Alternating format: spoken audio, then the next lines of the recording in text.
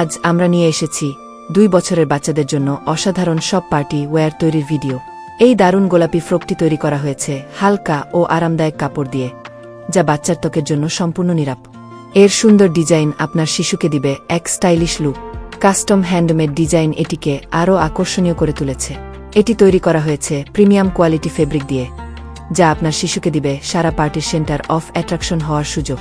আপনার পছন্দের dress order করতে এখনই আমাদের ইউটিউব চ্যানেল সাবস্ক্রাইব করুন এবং কমেন্টে জানা। ধন্যবাদ।